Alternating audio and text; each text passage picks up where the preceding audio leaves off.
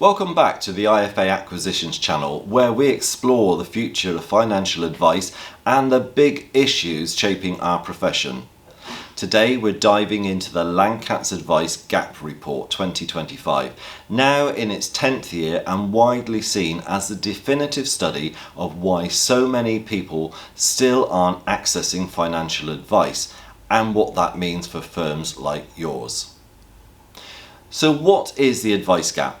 At its simplest, the advice gap is the difference between those who have paid for financial advice in the last 2 years and those who haven't. The headline is just 9% of UK adults have paid for advice. That means 91% haven't, a figure that hasn't shifted since 2024. The Lancat breaks this into 4 distinct gaps. First, the affordable advice gap, people willing to pay but not at today's prices. The second is the free advice gap, those who want help but simply can't afford it. The third is the awareness and referral gap, people who don't know advice exists or don't know where to find it. And the fourth is the preventative advice gap, that's people who could avoid big financial problems with earlier guidance. Let's look at the consumer view. So why don't more people take advice? The research highlights 3 major barriers. The first is cost. 31% said advice simply is too expensive. The second is trust. 24% don't trust advisors, rising to 27% in the over 45s, the very group most in need of planning. The third is accessibility. 24% don't know where to find a good advisor.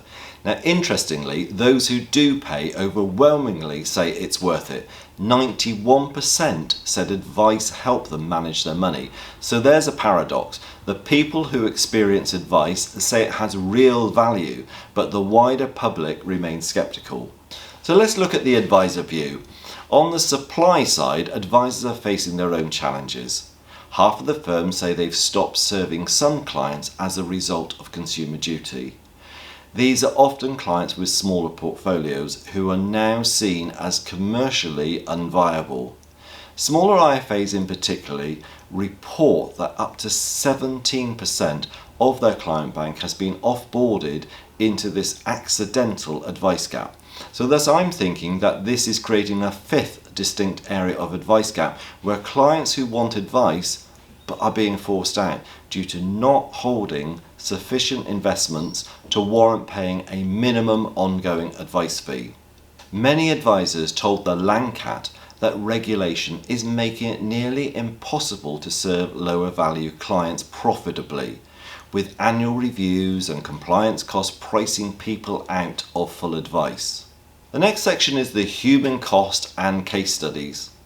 The report isn't just numbers. It shares stories from advisors trying to innovate.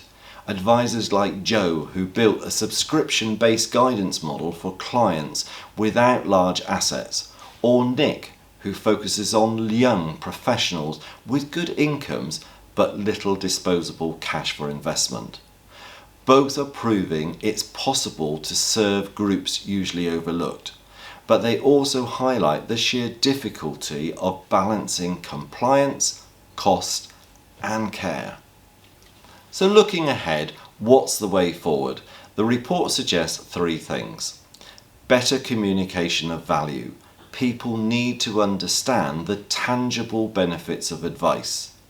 The next is flexible service models, reduce level or hybrid advice to make guidance affordable. And then there's regulatory reform, particularly around annual reviews and definitions of guidance versus advice. There are also opportunities with technology and AI, but the report makes clear that empathy, trust and relationships remain central. The Advice Gap Report 2025 shows a profession at a crossroads. On one hand, clients who get advice overwhelmingly value it. On the other hand, regulation and economics are pushing firms to narrow their focus. At IFA Acquisitions, we see this not just as a challenge, but as a huge opportunity. The firms that can innovate, communicate their value and adapt their models will be the ones to thrive in the years ahead. If you'd like to explore how we can help your firm grow, evolve, or even exit successfully, get in touch with us at IFA Acquisitions. Thank you for watching, and don't forget to subscribe for more insights on the future of financial advice.